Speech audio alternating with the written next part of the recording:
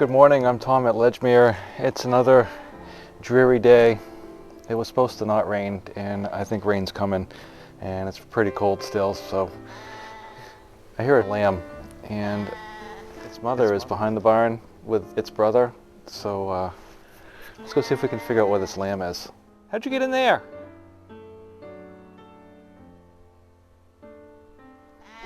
Well, that's not going to do much good. You're on the wrong side. Come here. I'm starting to feel like little Bo Peep. Come on, let's go. Come on, let's go find Mama. I'd say looking by these tracks, you've been out here for a little while, huh? How'd you do that? Let's go this way. Come on. Bet you're regretting that decision. Everybody else is eating up there. Keep going. No, that way.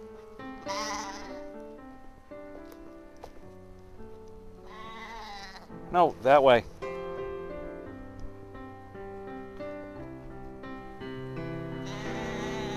So close. You're really gonna go in the corner? I couldn't make the gate open anymore for you. Hey, dummy, she's down here.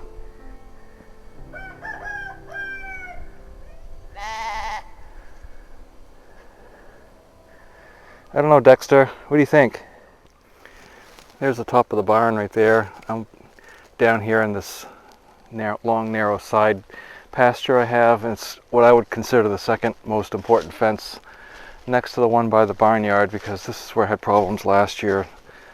The cows busted down the fence behind me. There's a gate back there that keeps them out of here for the winter, and what had happened was they knocked that down, and then you can see this tree here. Well, that wiped out the fence that I had across here, and then the cows were gone, and it was a day a little bit worse than today. It was pouring rain, and the cows were gone. It was bitter cold, and it was getting dark. I was down there with just a sweatshirt. I was soaked. Couldn't find the cows, and they had gone all the way down the end of the road, which is about almost a mile that way, and we're down on the lake on somebody's yard down there, one of the summer residents, and they had it on their security camera. And so it was about 2:30 in the morning when I was herding them back up the road in the pouring rain. But anyway, that's the question that I get all the time, is why do my animals have bells? Well, on a day like this when the animals are gone, and you can see down here, this is all wilderness. There's several thousand acres of land preserve out there, and trying to find a brown cow hunkered down in the bushes when it's dark and rainy, it's not very easy.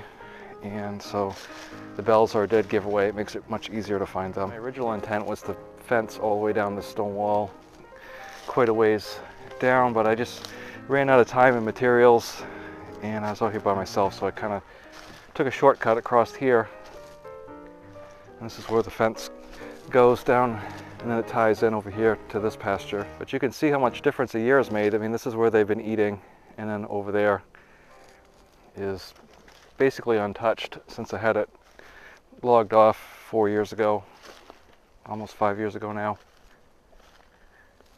But the intention was to string wire all the way down, 3 strands of barbed wire all the way down to the end, and then cut back across. It's grown up so much you can't really even see the end of it now. You can see where this little road is here that I kind of cleared out so I can get through the gator, but there's a birch tree right there at the end of my finger, and the fence would have gone down, circled that birch tree, then come back across and met up down here. I just decided the time and materials wasn't worth the effort.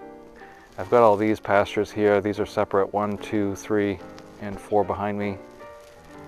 5, they're in 6, and 7 is up there. And I also have 8, which is by the road where the flagpole is. And then, to be honest with you, I have 9, which is at the top of this field here. There's another giant pasture it's like this one. It's a silva pasture. So it's primarily treed with a lot of grass coming in. There's water up there. There's a nice spring. So that's a good high pasture that is wet most of the year. But here's just another contrast. What they've chewed on, what they haven't chewed on. There's a huge difference on what cows and sheep will do as far as clearing out an area for you. I know pigs are great too, they do a lot of rooting, but I have a hard time containing pigs. We don't really eat pork, it doesn't set well with us, and marketing hog here is not profitable at all. It's a huge loss. People want bacon. If the whole pig was bacon, you'd be all right, but nobody buys hams. You might sell some pork chops every once in a while, but nobody eats liver. Nobody eats ham hocks, sow bellies, pork bellies. Nobody eats that. It's unfortunate because a lot of people do pretty well with pigs in different areas of the country, but it's just not something we can market here. It's kind of like sheep, lamb. It's difficult. There's a very small market for lamb, and so I don't grow that many. I have less than 10 typically. What I don't want to do is put the animals on the pasture too quickly, because what will happen is they'll just trample all that nice grass in, and then it'll be a waste. They'll get ahead of the grass, and the grass will never come up. So they'll be on hay up by the barn for all of April anyway, and probably into the start of May before I let them out. You can see how green this is right here. This is a little brook. It's pretty deep. It's runs most of the year, and you can see how green it is, but I've got a pond on the other side of that stump and that pile of brush and stuff, and so that pond runs over, and this is the runoff through here, and it just goes off into the woods over there. But this is wet most of the year, and so I try not to drive through here any more than I have to, because you're just churning up mud, and the animals will come through it, of course. But you can see how rich the dirt is with all that organic matter in it. This is the tree that blew over last year, and it's about 8 feet tall. I know the camera doesn't really portray the size, but it wiped out the fence that was behind it. And I wanted to come down and harvest that tree and get the wood out of it, but it's a mess in here trying to get in there to get that out. Just tripped over this. It's down in there pretty good. I'm not sure what it is, some kind of, it almost looks like a wheel hub of some sort where the bolts would have gone through, but it doesn't come out easily. It's in there pretty good. All along that banking used to be the farm dump. There's all kinds of cool stuff buried there. I did run electric down the stone wall, and it terminates down there, and the rest is just barbed wire. But I wanted to come down and check this because I'm going to turn the electric on.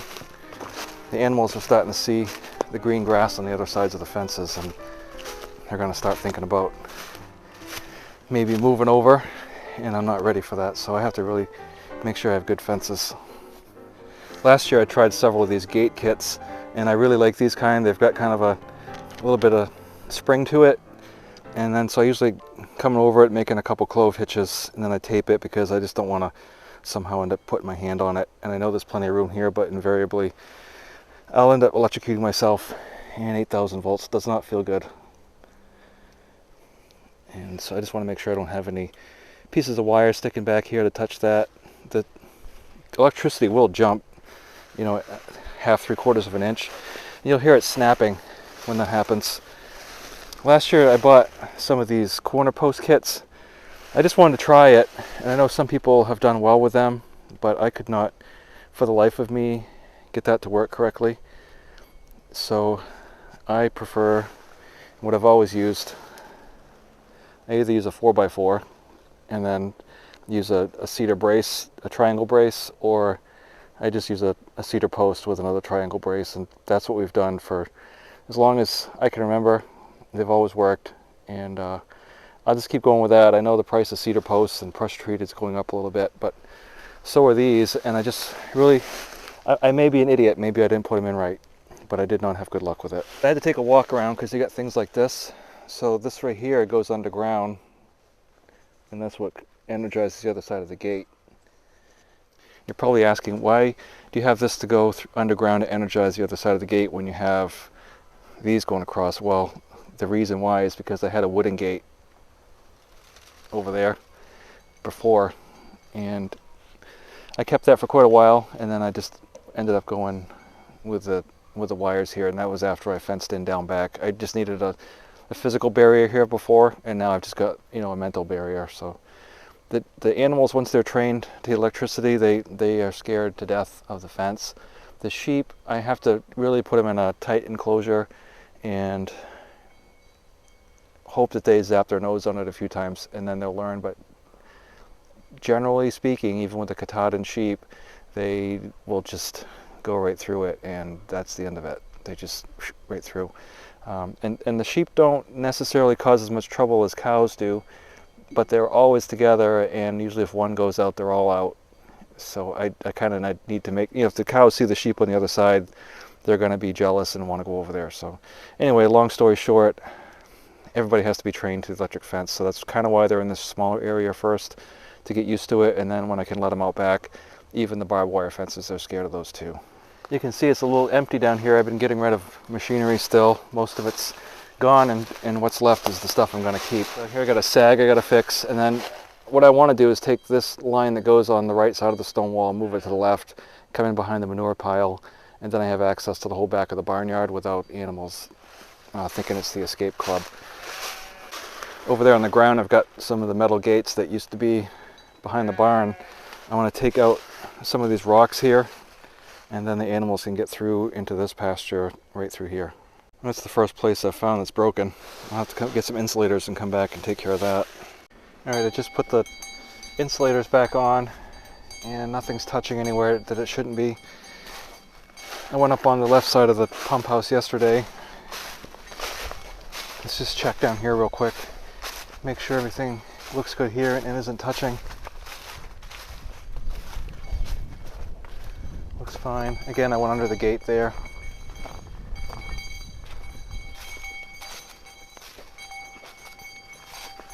Sometimes I do electrify down under this side of the sugar house, but I disconnected it right here last year. You can see the insulator over there. It would come back and hook into this corner post when I'm ready for it.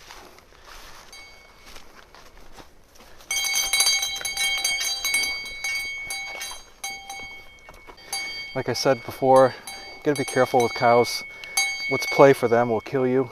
And so when I walk, I always keep a hand behind me, because you never know, they might decide that your back is a jungle gym and they'll stomp you in. And they're playing right now. They're excited because it's spring. So you want to be real careful. Here's where that 6-pane window goes. I had it hooked on here, and then you could prop it up, and I think that probably what ultimately led to its demise was that I would prop it open and then the moisture would get to it. Cows are just inherently nosy anyway. There's my breaker right there. It's actually a GFI, and if you remember, I had some issues trying to use the tank heater with it. It was like 15 amp and it wasn't enough. I had to use a different tank heater. The stupid cows kept pulling the tank heaters out of the tank and dropped them on the ground, so the tank was always frozen anyway. What they were doing was, it wasn't so much that they were grabbing it at the tank and pulling it out, but they were grabbing the cord that came out of the barn. What are you doing? Get out of there. There's nothing in there for you. Out! I have a 10-mile fencer, and we all know that in a perfect world it would be 10 miles, but it's not a perfect world, so I don't even have a mile of electric fence here. I probably have 1,500 to 2,000 feet maximum.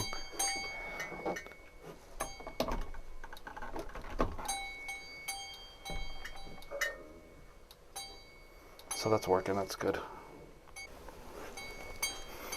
Let's see what we get. That's still pretty weak for right next to the charger, 4,000 volts. That's not enough. We have something screwy somewhere. In the last short video, I had swaddled a cow for my wife. She's on TikTok, and there's this NICU nurse that swaddles things, and she wants submission, so that's what that was all about. But typically I don't make pets out of my cows, and I have no intention of starting. The reason being is that you want them to be friendly-ish, but not overly friendly. And cows, they're a herd animal, and you have to make them know that you're the boss. If they start to think they're the boss and start shoving you around, then things can get dangerous really quickly. So that's just my word of advice. Yeah, I'm nice to them, and when they're babies, you can play with them just a little bit, but it shouldn't be a habit, and it shouldn't be something that you continue to do, because I've seen people get bull calves and make pets out of them, and even a heifer. A heifer is dangerous as well, because once she goes into heat, she'll climb right up your back just as quickly as any bull calf will. I probably should get a pedometer with all the walking around I do. Let's go see if we can electrocute ourselves. What I'm going to do now is walk down the fence line and see if I can figure out where it's grounded out, and usually it's pretty telltale because you'll hear a snap, snap, snap. I have a sneaking suspicion that part of my problem is because I haven't put poly rope everywhere. I've got poly wire in a lot of places still, and poly wire only has a couple braids in it. It's not that great, and then I've got it spliced in a bunch of places, and I'm sure I lose something at each one. So I'm only here at this first gate, and I'm not even 100 feet away, and I'm at 2,500 already. See, 2,500 won't even phase them, not even a little bit. They don't even feel it. I'm down here in the farm dump, but you can see Spencer Kellogg's pure raw linseed oil. This is what they would have poured on the fence posts back in the old days when they were putting fence posts. There's another one there. Some old barrel staves. Looks like an old pot. A lot of coffee cans. Screen. If you come out here and dug down, you'd probably find a lot of stuff. There's a blue enameled pot there. All kinds of cans and stuff. Bottles. I wonder if maybe this electric fence all wrapped around the barbed wire might have something to do with it. This sure is a long way back up to the barn.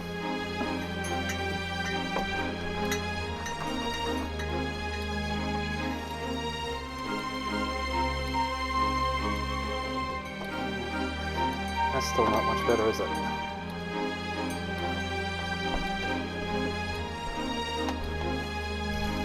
Go ahead, lick it again, see what happens. Double dog dare you.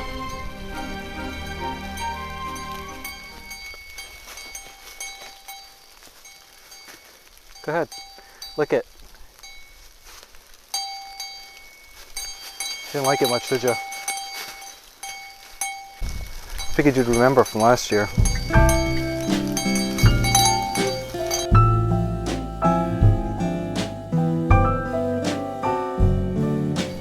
I really wanted 8,000, but seeing as how it's sleet and freezing rain again, I guess I'll settle for 6. But I don't want to go hunt you guys down in the woods today.